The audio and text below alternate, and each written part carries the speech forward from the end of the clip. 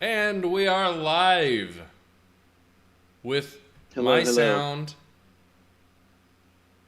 and your sound, maybe?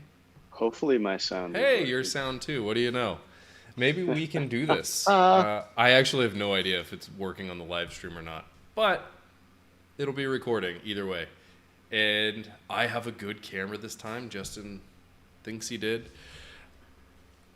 I did set up my good camera, but the link is obviously shit. So sadly, your good camera is just not very good, I guess. It's old is what it is. Oh hey, there's YouTube's going and doing stuff. It's just like super delayed.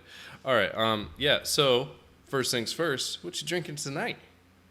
Oh, I got a new gift from my cousin. It's funny. Nice. I gave him a bottle of whiskey for his birthday, and then he ended up giving me one just for me to try. So I was trying to gift him something, but he gifted me something even better, I feel like. The new Riff. The new Riff. That's a fancy looking bottle, man. Very much like one of my favorites now, the Russell's Reserve, which I've been drinking. This one is right on par with that. I want to say just as good. Nice. I think you would like this one. Okay, I will have to try it. I am drinking a homemade old fashioned tonight. Oh. I'm very proud of this. Let's see if I can lift this up without dropping it. Homemade clear ice cubes. Oh. Yeah, it's melting. Those aren't store-bought ice cubes? They're homemade? Not, actually, yeah. So there's a trick to making clear ice cubes, it turns out, where so all water has impurities and gases and stuff in it. And a normal freezer will freeze it from all sides, so it traps all the gases in. So you have to freeze it from one side or the other. Professional places will freeze it from the bottom up and let all the gases out. But what you can do is you can just fill a cooler with water and shove that in your freezer. So it'll freeze from the top down. And if you only let it freeze for 24 hours, the very bottom layer won't quite be frozen, be all the water with impurities in it. So you just cut that away, and then you chisel it into blocks. Wow. I never knew that about ice. And man, I love a good old-fashioned. And let's see, in the old-fashioned tonight is the Michter's American Whiskey, which I've been wanting to try. And then I also have a bottle of the Henry McKenna because I did a liquor store run this week. Excellent. So with these ice cubes, does it taste any different? Or is it just for looks? It's partially for looks, but the big ice cubes will melt slower, so it doesn't dilute the drink quite as much. Yeah, Andrew, we're going here with the ice. We have Mr. Katz watching here. Oh yes, yeah. We got one. I did get it right on the cooler. He's asking if I got it right in the cooler. I did. The whole cooler is still shoved in there right now, full of ice. Yeah, it came out pretty good. I'm pretty happy with myself. I even got like a fancy bar spoon and jigger. Wow, look at all that. And I feel like I'm pretty basic right now. I still got to get you a proper glass. Yeah, clearly I need to do some upgrades in my life, but I'm making do with what I have. We're going to get you some upgrades. This very poor camera connection and improper glasses. And I mean, you're like at least like a decade or two ahead of me in age and wisdom. So don't you roll into my decade here soon? No. Yeah, I think you do. Might be next week, but that's neither here nor there. Oh man. Well, I guess maybe we should talk about some finance topics. So first, talking whiskey for the people watching. So for Mr. Katz, even though he already knows this, we recorded a whole episode last week. Yes, we did. But yes, we did. I kind of had my microphone muted. That was episode 24. That was going to be it. Yeah, that was unfortunate. So this is the new episode 24. So we had some news that we dropped in that episode that didn't manage to see the light of day, which is why I'm bringing up that context. because we are under contract on our first investment property, which I'm super stoked about. Yeah. And is progressing we are. along. We're supposed to be closed on the 25th. Wow. We have about 3 weeks. This is exciting. Yeah, super exciting. We're already talking about how to buy the next 9. I know. This was part of the conversation last week, which no one else heard except us. But it was like, we're not even officially closed on the first one, and we're sitting here thinking about, okay, how do we get another 9? Yeah, exactly. And particularly, the question that I posed to you was, how do we get the next $675,000, which is how much money we would need to put down 20% down payments on 9 properties? Right. And that in itself is a fun exercise. Like what are we have to go through the thought process of what are legal ways of getting $675,000, not just. Do you know an illegal way? I can't just go stand on a corner.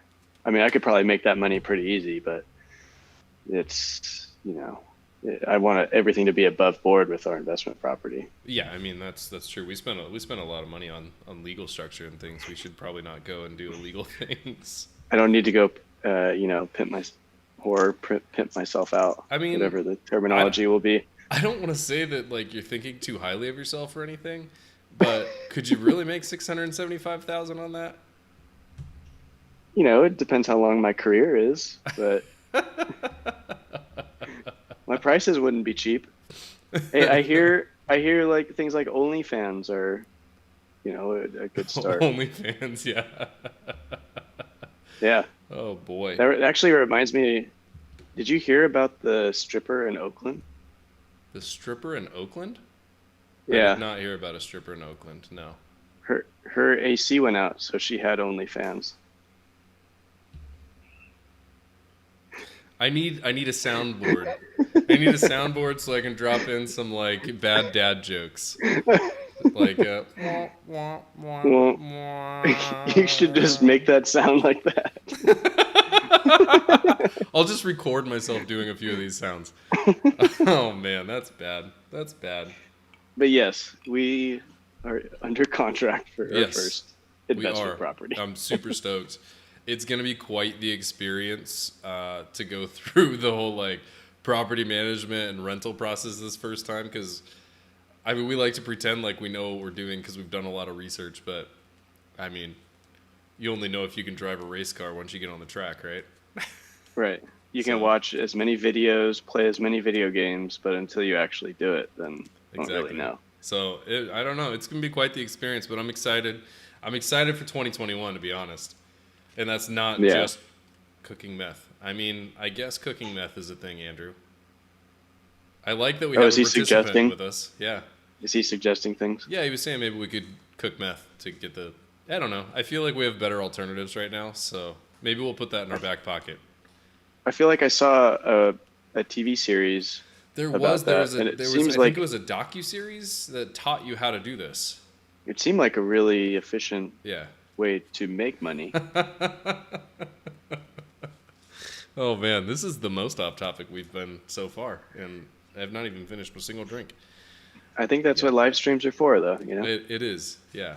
So that's awesome. I'm excited. We'll keep everyone up to date on how that was going, and when and if we get it rented. I hope we get it. We better get it rented. Yeah. I got faith in Chris. Yes. Right, Chris. Yes. Hey, he said within a month, and I. Yeah. Trust so hopefully by the end of October we will have it rented. It's like a late birthday present for me. We're building our real estate team. Yeah. Yeah, we have a whole like legit team now, which is pretty awesome. Yeah. Every time I'm like, I need to find someone to do, I just go to our real estate contacts list and I'm like, who would be the best person to give me an intro to someone like that? It's amazing. Speaking of, I need to call the bank. Forgot to do that today. What else is going on? I forget what else we covered last week. We got into quite the conversation last week. Yeah, we talked about Was that the retirement conversation? We Or did, was yeah. that I the was week going through that before? Twitter thread, I think it was. Yeah. Um, I think I'm moving brokerages, and it's kind Yes. of weird to see your money just like disappear. It's the worst feeling in the world. But anytime you like do an ACH transfer between like accounts at institutions, it's bad because it's like 2 days normally. But this ACATS transfer, ACATS, uh, ACATs. between brokerages is terrifying. They like lock your account disappears Yeah, like that's where I'm at. entirely. Yeah. I'm like, man, that is all of our previous podcasts, I think, kind of document, what I was doing to save and invest, and like that's the whole amount that's just getting moved over to this other Hopefully. area, and everything's just gone, just disappears. Yep, it's just gone. Out of there. Yeah, But yeah, so you're and moving over from yeah, Wealthfront to M1 Finance, right? I am. To Yeah, give the people some context. Why are you moving? yes. Well, you sold me on M1. Hear that, Uh, M1? yeah, there needs to be some sort of If bigger anyone's interested in referral opening an bonus. account at M1, there is a link in the description. And we would both get $10. Actually, right now it's $20. They're doubling the referral bonus right now. Oh, and if you don't want to go through Trey's, I have a referral link now. That one is not in the description. But no, I'm choosing to go to M1. One because I didn't know about M1 Plus, which essentially, well, all right, bigger picture, I will pay less in management fees to M1 Finance. That's one big thing. The other big thing is, I started investing in the stock market in December 2018, and I wanted to get started with something that was very hands off, and any sort of like robo advising started, like just to invest. You have $500, just put it in there. They'll take care of the rest. You don't think about anything. Yep. Which was great for me because I knew I should have been doing it much earlier, and I just had to do it. So I went with Wealthfront for the last about year and a half, but now I am getting a little more involved in investing and analyzing companies and caring more about the management fees and those things. So after talking with Trey and his experience with M1, and I'll actually be switching my portfolio over to something is that something you created or set up? Yeah, are you going to be using the growth portfolio, right? I'll be doing the growth portfolio with my own set of single Yeah, stocks yeah, mixed that's a in. portfolio I put together that I based off of. There's this guy that was maybe he still is running the Yale endowment fund, and he has consistently outperformed the market for many years. And he has a very simple strategy, and it's like just this pie and percentages of different sectors. So I basically just copied that, tweaked it a tiny little bit, and turned that into the growth strategy. If I remember, I can put a link to that in the description as well. Yeah, and like that's been since I invested, that's been performing better than what Wealthfront has put together for me. I think Wealthfront has been a bit more conservative, even though I have the risk factor like all the way to the right, or the most risky. Just because like they spread it out across a bunch of different Yeah, bonds, that's the thing though, is emerging like, markets, foreign markets, like.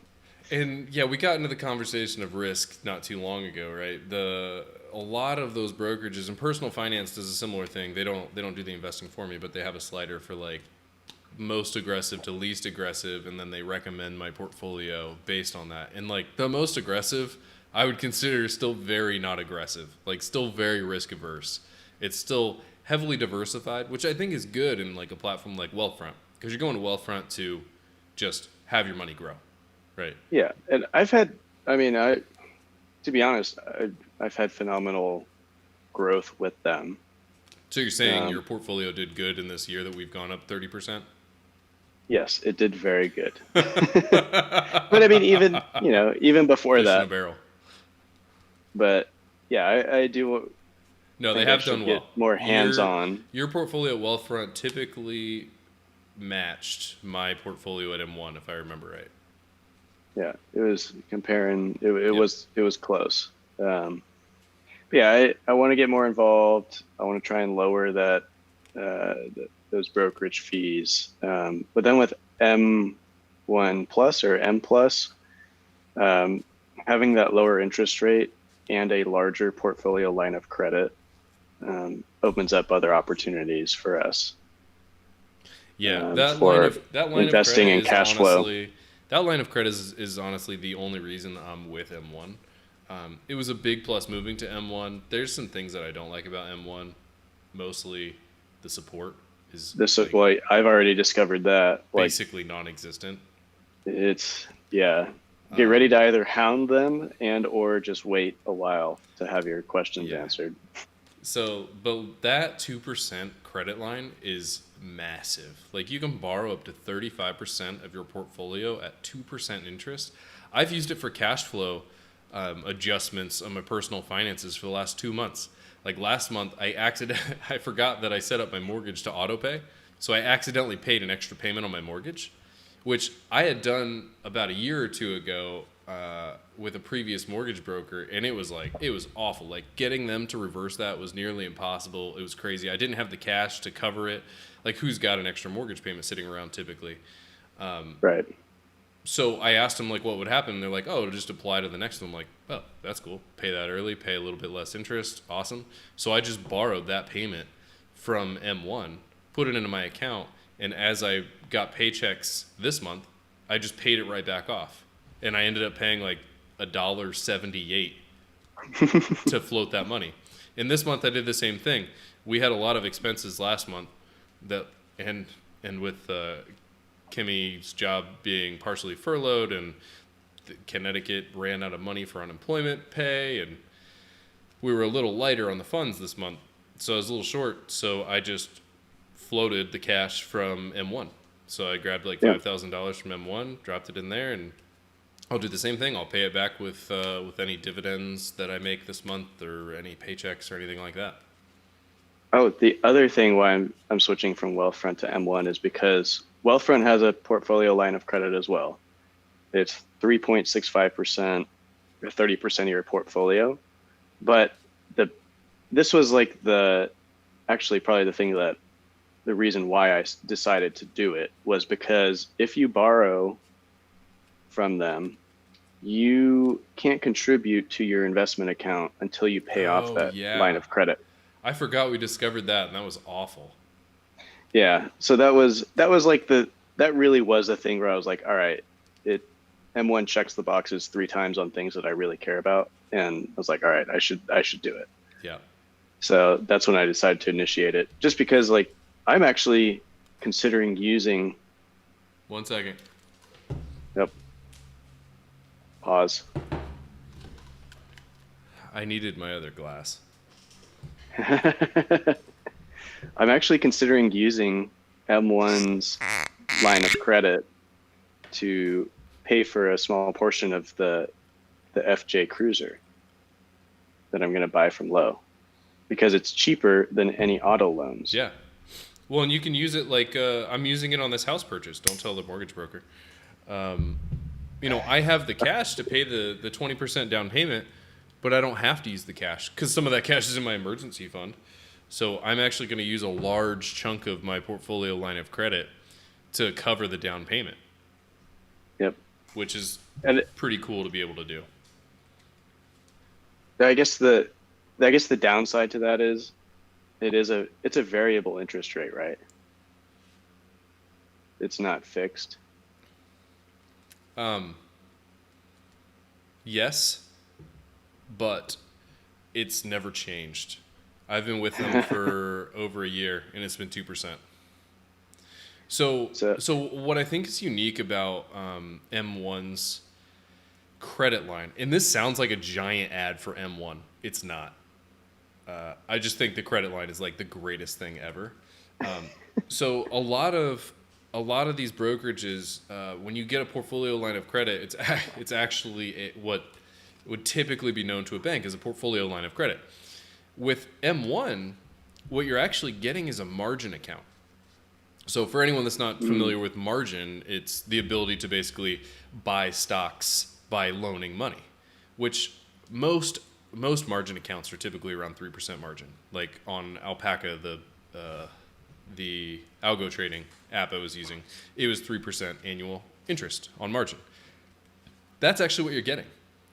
So that 35% is actually margin on your account, because you can log into the actual behind the scenes clearinghouse that they use, Apex, and you can see all the margin that you have available and the interest rate there. So they're actually just letting you, instead of requiring you to take that margin and put it into stocks, they're letting you just take that margin out too. So that's how they're able to get the lower interest rates on the credit line. I see. And I guess even if it is variable and it does change, if you pay the M1 Plus subscription, it's what, like 1.5%? Yeah. So it goes from 3.5% to 2%. Yeah. Which is like if you have a really small account balance, it's pretty expensive. Like your account balance right now, I think, is roughly equivalent to what you're paying at Wealthfront, because Wealthfront was like what, 0.6%, something like that. Yeah. And I think like your account was around 45, if I remember right. Yeah. Yeah. So around $45,000, 0.6%, you were paying roughly what you're gonna pay with M1 Plus. But what's unique is M1 Plus is just an annual fee. So as your account grows, you would be paying more at Wealthfront, but you're going to just pay the same forever at M1. So like that's the percent I'm paying on M1 is way lower than what you're paying as a percent on M1. Well, that's what we saw. That's why it became a topic of conversation, because you were like, how much do you pay in the fees? And I was like, I think it's like 0.6% or something like that. Then based on my balance, which presumably will keep going up as I contribute, at some point it doesn't make sense to stay with them, because I'll be paying less if I switch to something like M1.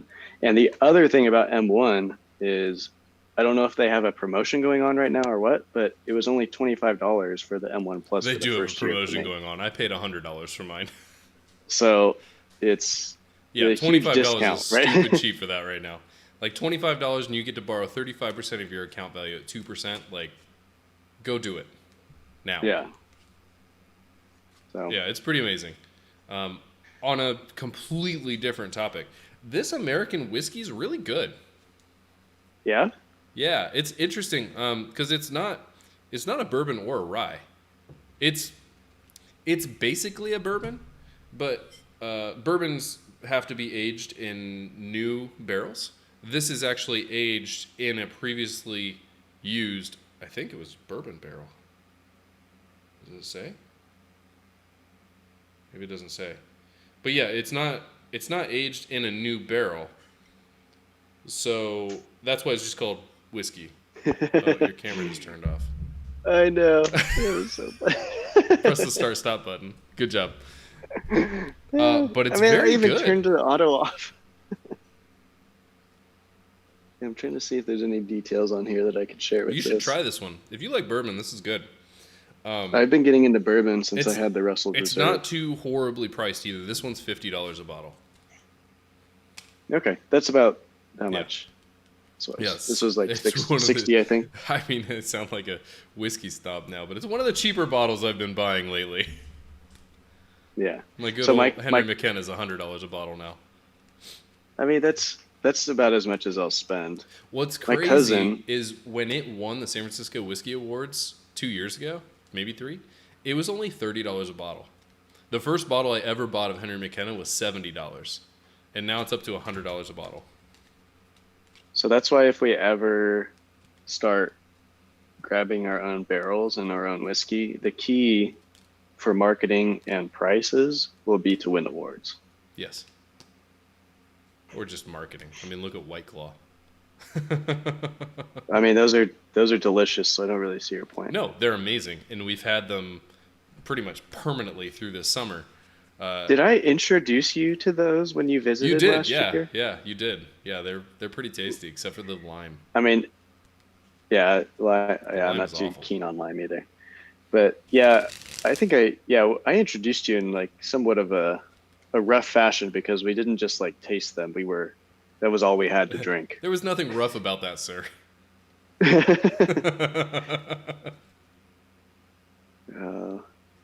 So finance. Whiskey and finance. Are you doing anything new? Oh, wait. Actually, here's something I want to know. So you and Alicia just sat down and did some budgeting as a couple, right? Yes. I'm really curious how that goes. How do you guys do that? How do you manage it? Because I'm assuming you guys both still have your own bank accounts, right? Right. So how are you guys doing all that? It's like I guess right now it is a delicate balance because finance as a couple is always a delicate balance. Yeah, which I personally don't think it should be, but yeah, it goes back to what we talked. You're raised not usually talking about finances unless you're raised in a family that is very financially literate. Not to say that neither of our families are, but me personally and but 99% as well, of America is not. So yeah, we didn't get a lot of the hands-on education around basic things like budgeting and saving and investing. So some background there. But last week went well. I think it was brought up because she has a certain amount to live off of from her student loans, and she gets these cash infusions twice a year. So they're just these lump sums of money. Basically, it's a student loan. Okay. So, and then it's up to her to allocate money for, the school automatically takes the tuition out, and then she just gets a certain amount for room and board, basically. Okay. Like everything else to live off of.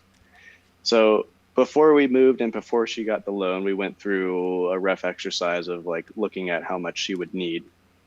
But when we sat down to go through it together, it was, I think, it was maybe a few weeks too late for us to go through it, but I'm glad we did it then, just because like we wanted to accrue some amount of time while we lived here to see what the expenses were like. Yeah, for sure. You gotta have a baseline before you can figure out where you go to, right?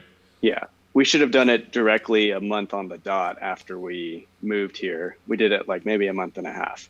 So maybe like we could have done it 2 weeks earlier. But when we did it, I think it was, I think it's so much better because all we did was look at, what are individual expenses that we have, like the personal things, like she'll spend money on, her own healthcare stuff, like cosmetics, whatever.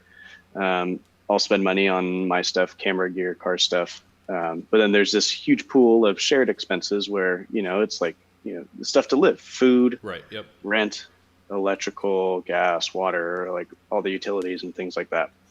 So once we had that picture of how much we had spent over the last month and a half, we were able to kind of see like, what would it be like for the rest of the year, based on what we had spent during that time. We looked at, how much did she have allocated for things like room and board, and then her own stuff that she needed, even like car insurance and stuff like that. So from there, we were able to find like a happy medium of where, like in some cases I'm paying 60 to 70% of living expenses and utilities and rent and that kind of stuff, which is fine. I think I personally messed up actually, because I was expecting to help support most of our co-expenses. But initially we were splitting everything 50-50 once we got here, which wasn't ideal for her. Right. Yeah. Very finite budget from the loan. Yeah, for sure. So, I mean, it's so that broke college student is a term for a reason, right? Yeah, that was my fault as well. And so now it's very clear.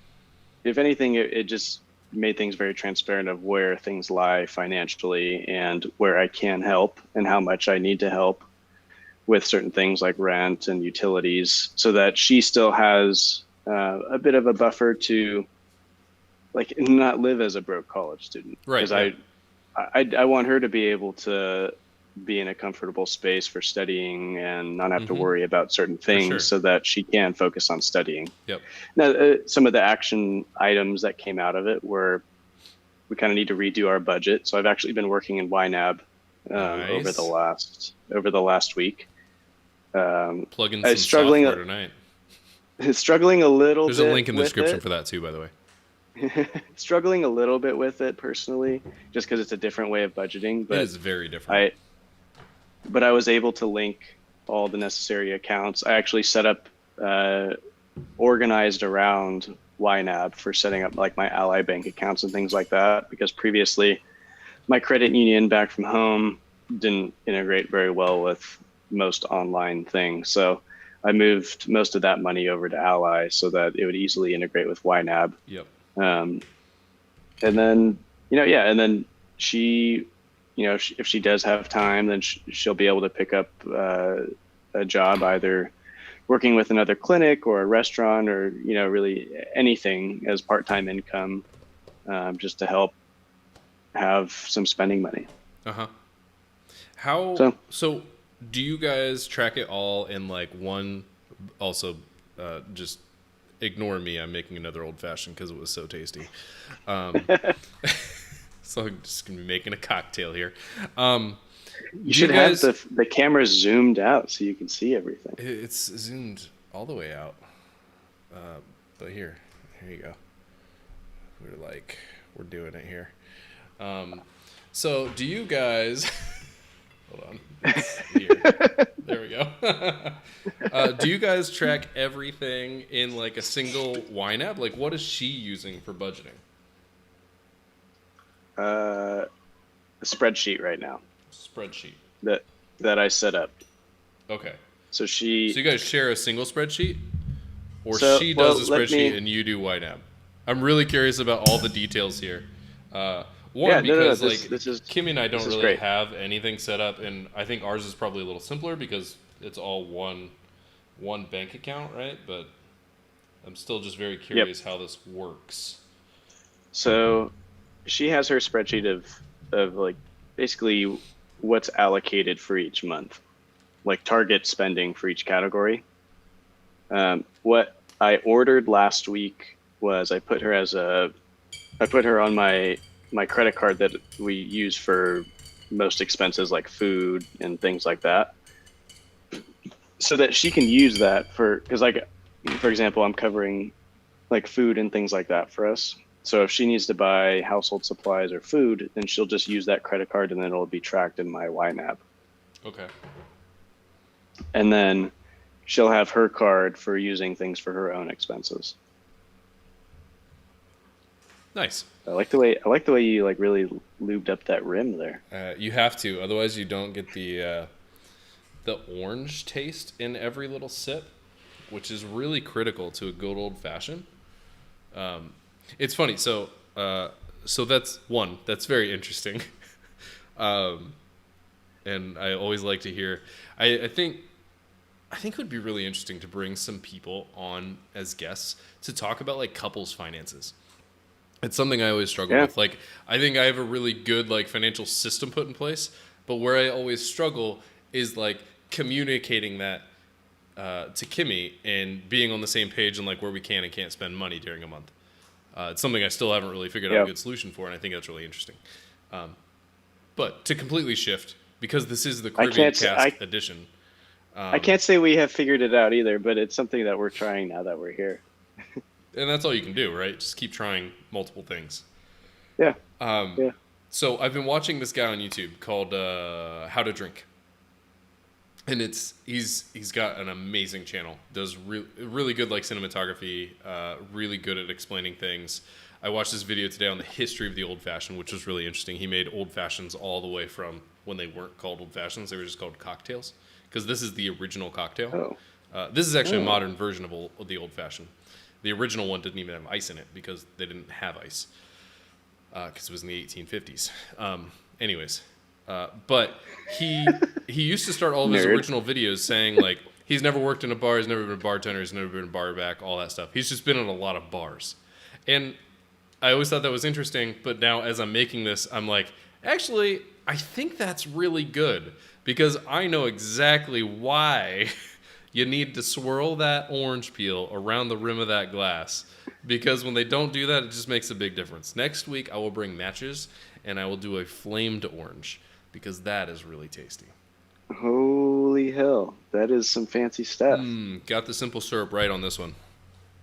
Yep, that's a good one. That's a good one.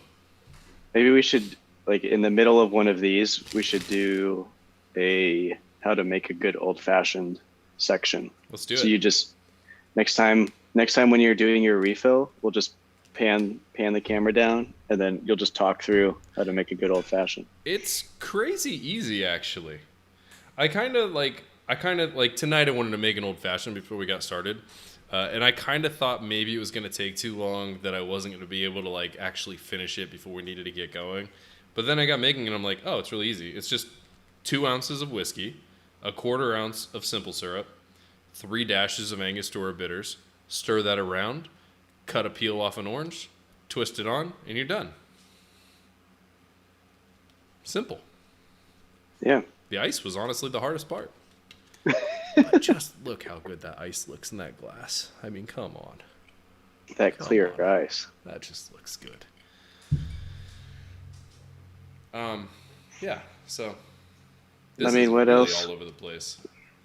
I mean, that's what it's supposed to be. I think that's very interesting. I mean, this is what we like to do, right? This is the whole point of the financial illiterates, is for us to just be illiterate about finances stuff. Financials. As if it's just yeah, what else is going on new in the finance space? Oh, these markets are nuts, dude. Yeah, they are. We've been hitting like new highs every day. I made my first options trade that made over 100%, which I'm super stoked about. So this was from your free stock, right? Yeah, so I've always been interested in like options because, like, I mean, I read Wall Street Bets way too much. And it's just like, I don't know, they're cool and exciting. So I got a free stock on Robinhood, and I sold it, and that netted me $4 or $5. Maybe it was like $4.50, something like that. It was just slightly above $4.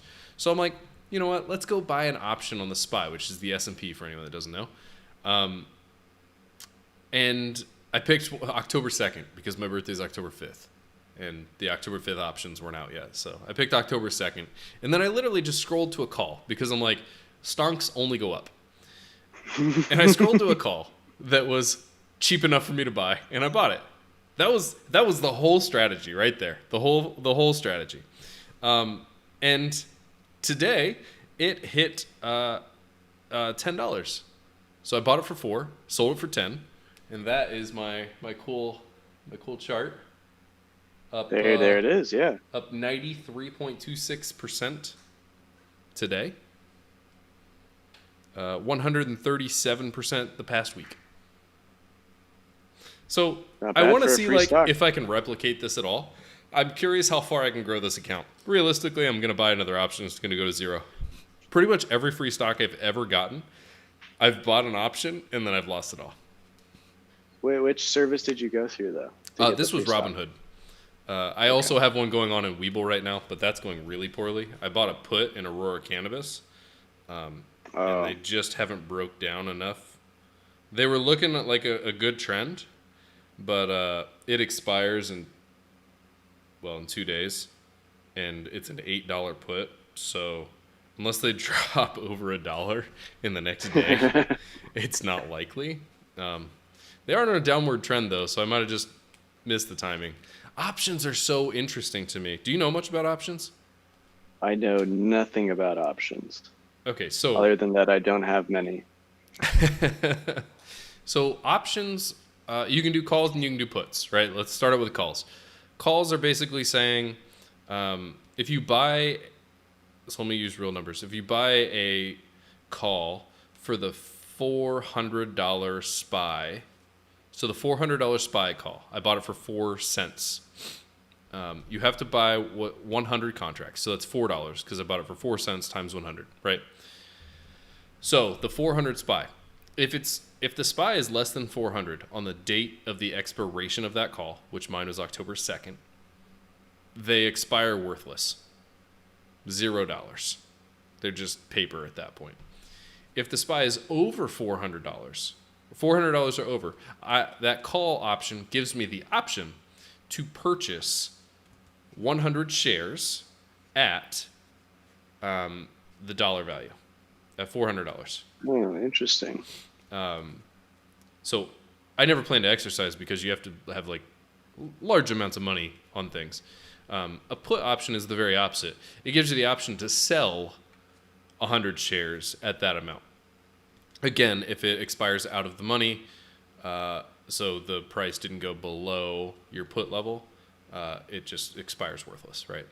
Drops to zero. Okay. But what I've always found so interesting about options is they're not directly tied to the price. There's two variables that go into it. So there's the price, but then there's the time, right? So if you had an option expiring tomorrow and an option expiring Thursday of next week for the exact same price on the SPY, say 300, they would be two completely different prices because the likelihood of the SPY hitting 300 tomorrow versus the likelihood of the SPY hitting 300 next week are very different. So the stock price could actually not change, and the market closes, the market reopens. Your option goes down, but the stock price stays the same because the likelihood of it hitting your target is much lower now. So I've always just not been very good at it because of that timing component, so I think it's very interesting. I've also done very short-term options typically, so this is my first longer term.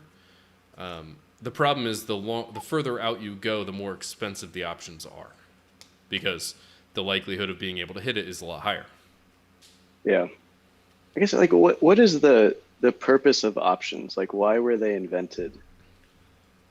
I mean, like anything else, for banks to make money. So it's just another financial product. It's another financial instrument. It gives you the option to purchase something at a certain price. So I'm not a history guru. I don't know the exact history of it. But my guess is it was a contract originally created by someone that had 5 shares of something. And he's like, I'll give you the option to buy these from me later for this much if you give me this much money now. I see. Yep. Right, so someone could be holding the options. And that's the interesting thing about options. You can actually sell contracts too. So you could sell a call option if you had those shares. And you could make a premium on it, invest that premium, and then either you're going to be having to sell those shares back or it expires out of the money and you get to keep the money. I've never sold options because like I'm barely okay at buying options, but is it that complicated to sell? It gets more complicated in the concept of like what do you need to have in your account, because there's like there's account balance requirements and stock holding requirements and things like that. Because you can't just like go and say, I'm going to sell 1,000 options of the SPY. Please give me $20,000.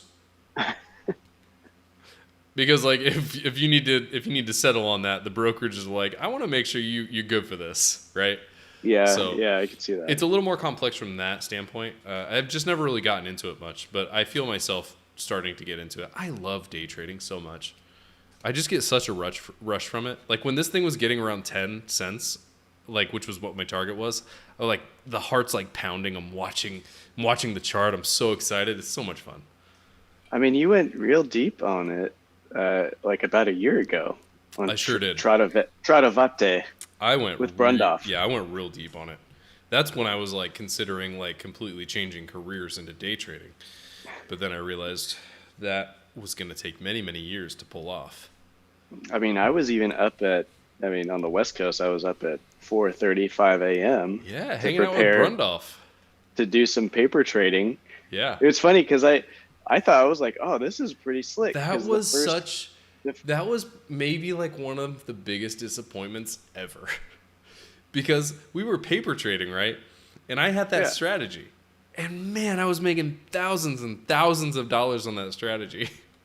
Dude, I was too. And then I take it live. And it doesn't work that way because the volume on that stock wasn't high enough to fill. It didn't do well. It didn't do well at all.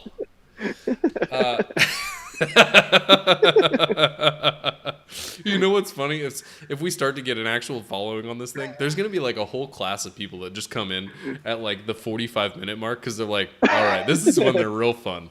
Yeah, this is when we really want to hear them talk some shit. Oh my God, I was so mad because it didn't work at all. Like you couldn't ever get filled at the right time. Oh, together. really? And like,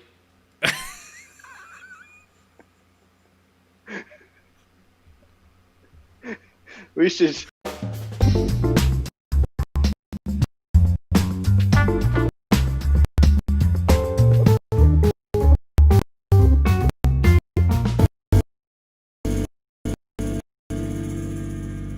and we're back.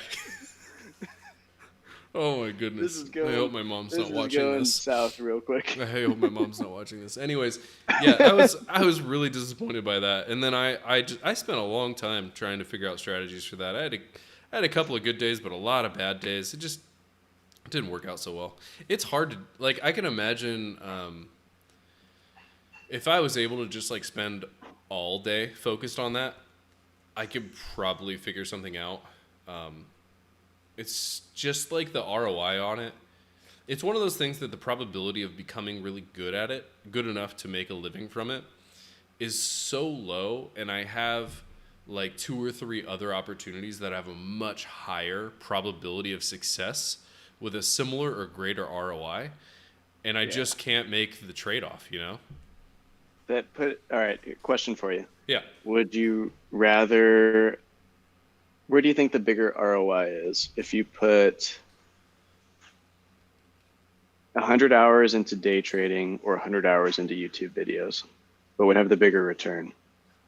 YouTube videos. And part of that is because YouTube is I would say 60 to 70% passive. Right. Right, like imagine I was monetized right now, which I'm not because YouTube's got those stupid 1,000 subscriber rules. We're peasants in the subscriber count. So, Wait, what are you at right now you for can go subscribers? ahead and subscribe to me, T Robrock on YouTube. I'm at 229. Oh. And yes, I always know the accurate count to the single digit. Wait, let me see. I published a video You're probably today. beating me because you're stupid. Let's see. What are we at? What's your guess where I'm at? You're at 242. 231. Oh, you're too ahead of me. Stupid. But no, imagine I was monetized right now, right? I have that one video that gets 40 to 50 views a day. Yeah, what's your top video? Because I'm very proud of you for the SEO on this one. I don't know if I can pull that up right now because I have the live going on over here. What are you doing? What are you doing? My best video right now, my top 2 videos. Let's go with my top 2 videos because I think it's interesting to call out number 2 because it's completely out of scope of my channel, and I'll tell you why I made that video. So my number 1 video is the Ally Invest review. The SEO on that is dope, and I just noticed yesterday that if you search as a non-logged in user, so it's not algorithm biased, for Ally Invest, you will see my video number 2 on that page, and I'm super excited about that, and that's amazing. My other Ally video, the Ally Bank after 6 months review, it's now got 8,500 views on it, so I'm going to cross 10,000 on that soon, which I'm also really stoked about. But if you look at one of those videos, it has thousands of views, and then my other normal videos, they have like 80. So they're massively different. My second most popular video is the best headphones for editing. Oh, and interesting. That was back before I was like primarily a finance channel. And do you know why I made that video? Because I was trying to get approved for an Amazon affiliates program.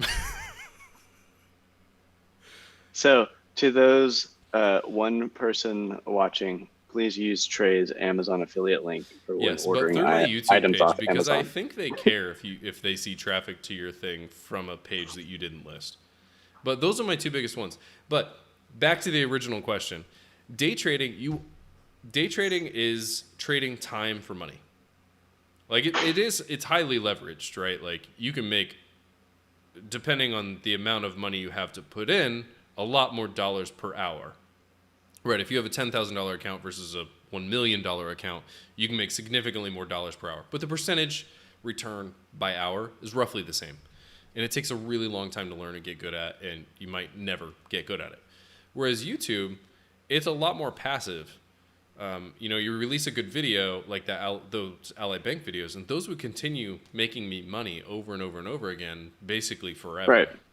So that's why I think like my time Right. is better dedicated to YouTube, which is why we're spending an hour doing this podcast every day, every week, every whatever. So my question to you is, when are we doing another vlog timber? I can't commit to that. Daily videos are not possible for me right now. What about the 60-second Trey rants?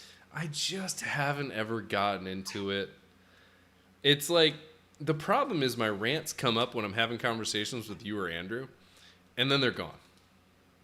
And if I was to record one later, it just wouldn't be right.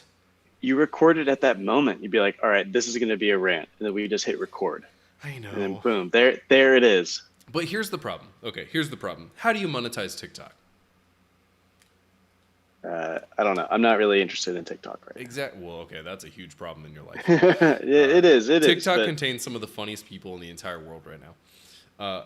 But I don't know if there's a good way to monetize TikTok right now, except for through brand deals, and that wouldn't really work very well for the rant strategy. Same thing with Instagram. Like, there's no way I'm going to get very well monetized there. Where I can get monetized, very obviously, is YouTube. Yes. So that's why my focus is YouTube. I want to, this summer has been nuts with all the lead abatement and the house stuff and living in an RV and all of that stuff. Probably a good story to tell. We haven't even maybe talked next about week we the need to tell that RV story. We need to tell let's talk about that the next RV, week. dude. Yes. What are we going to talk about tonight? I don't care. I don't have anywhere to be. What was I saying? Right. No, but my goal is one YouTube video a month. Because I can 100% do one YouTube video a month, and then I want to try and ramp that up to 2 YouTube videos a month, then 4 YouTube videos a month. I want to get back to like one a week at least on the main channel. I think doing one a week good. One a week on this channel, maybe starting to ramp that up to 2 or 3 a week on this channel. What if we did a vlog timber, one a week commitment? I could maybe commit to that. Or a Vlogtober or Vlogvember. I could do Vlogtober. I could do Vlogtober. See, the only problem that I have right now is we're still living in the RV, and that's because people are painting upstairs. And when we're living in the RV, to get out of the RV, I have to go through the very loud entry door that's right next to Jake's bed. Yeah. Which early in the morning, I'm afraid it's just going to wake him up, and it's just going to cause all kinds of problems. So I haven't been waking up early. Once we get back here, I will wake up early. And I also can't record right now during the day because the painters are upstairs. And throughout the day, it's... I was going to record a video yesterday, the day before. I had the camera all set up. And then I hear the sounds. I'm like, this is going to take me 2 hours to record a 5-minute video. So I didn't. I could do one a week in October. Let's do that. Let's do Vlogtober. But I'm going to add something onto that. Damn it. Hold on. Fuck.